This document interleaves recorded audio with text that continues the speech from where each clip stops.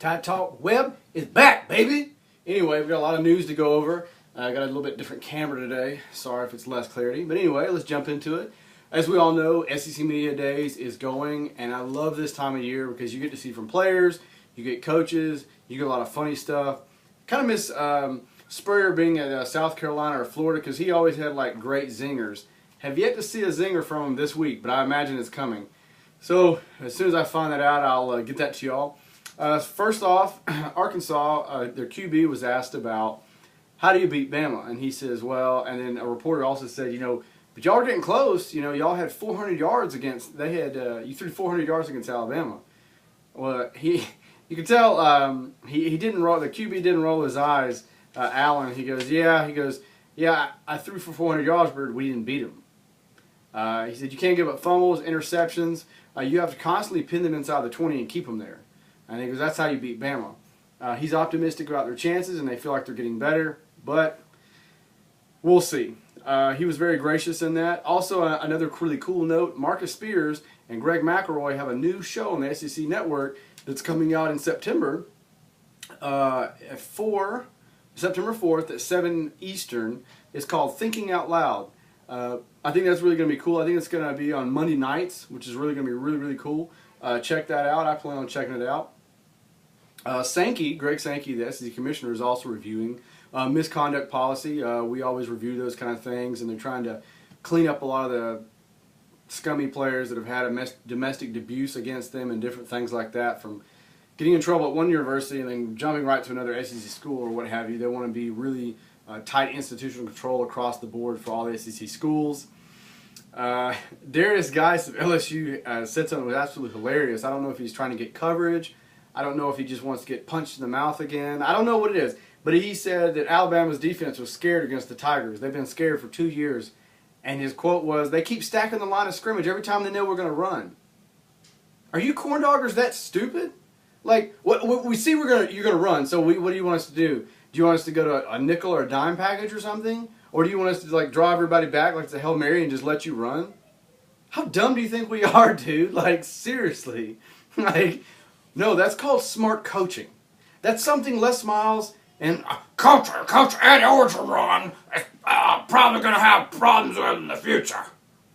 So, no, it's called smart coaching. It's any 5-year-old would tell you the same thing. If somebody's going to run, you kind of want to tackle them. You want to put more bodies there than they can block. Simple X's and O's, man. sorry to blow your mind on that one. But it's quite funny. If you want to know the numbers like from last year, Geis ran twice for 8 yards. The Tigers' total on 27 attempts was 33 yards for the game, if that tells you anything. So, yeah, obviously you had no quarterback, so who the hell's going to be scared of your run when that's all you have? Returning. Sorry if I offended anybody by that. It doesn't make any sense for him to say stupid comments like that. Like, if I was Ed Orgeron, I'd be like, if he was saying that before the SEC Media Days, yeah, I would just get anybody else to talk, not him.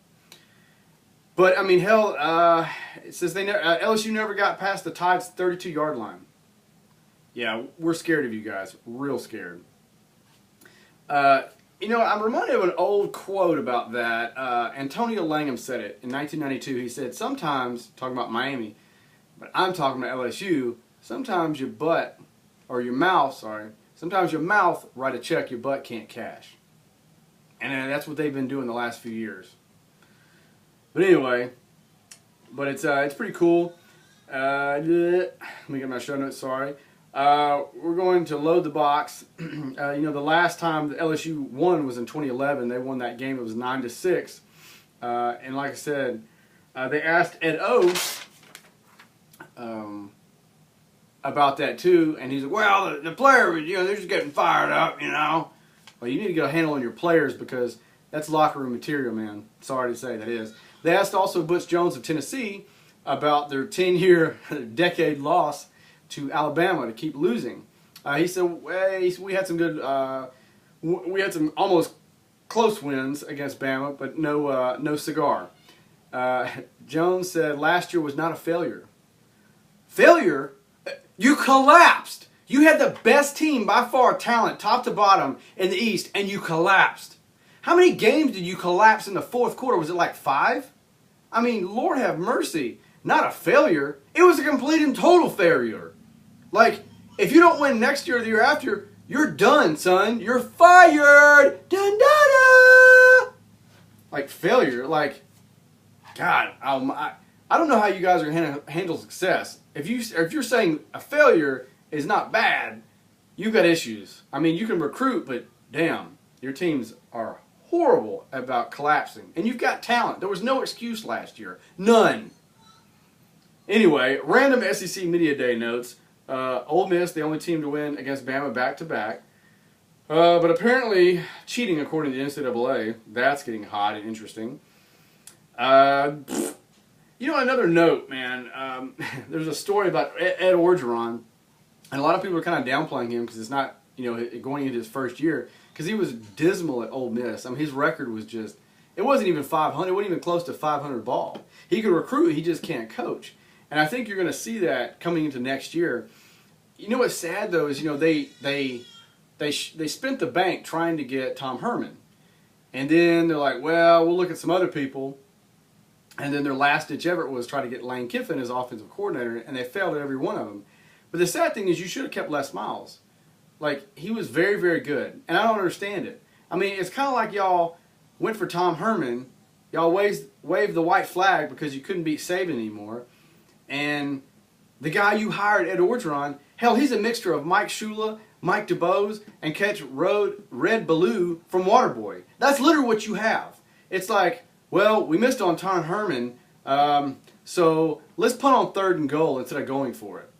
That's literally what it looks like, LSU. It's really bad. There's also a great story about the SEC East and West winners.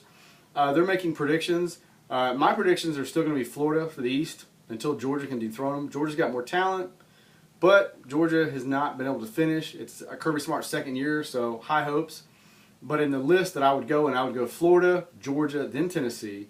SEC West winners, obviously until somebody knocks them off, we're going to go Bama, LSU, then the barn. But Kirby Smart was interviewed and they asked him about recruiting against Bama. This guy is class. Georgia fans, you ought to be happy you have this guy. Not only can recruit, but he's a true class guy.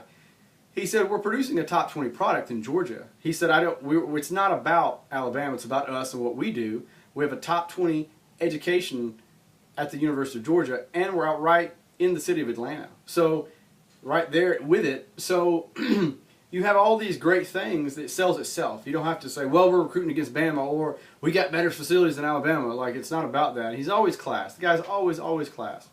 The coach at Vanderbilt, he said, we ain't scared to play Bama, when they interviewed him, or anybody. Well, you should be. You should be scared to play the Little Sisters of the Deaf and the Blind. You probably should be scared to play any little peewee team in the country. You guys are horrible, dismal, awful. I wouldn't make crazy comments like that. Also, there was another cool story about why you hire Saban proteges. A lot of people say, oh, well, they can beat Saban consistently, this, that, and the other, Saban coaching tree. He's produced a lot of great coaches.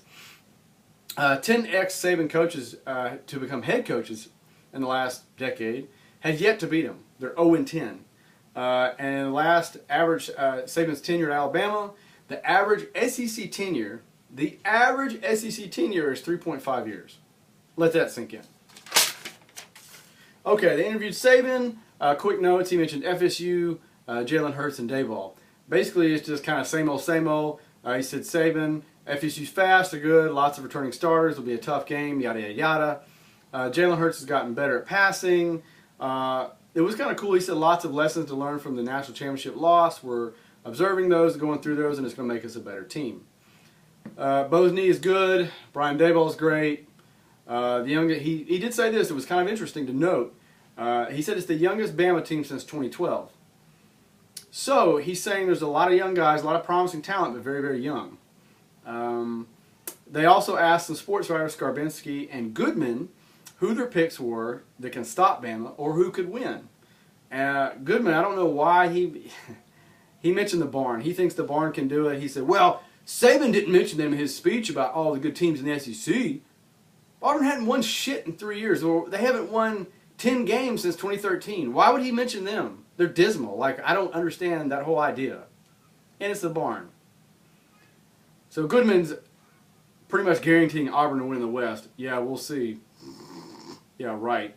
And Skarbinski says Georgia, which that's plausible. I give him credit for that because that's something I would pick. Saban cuts off reporter who asked controversial question this week at Media Days.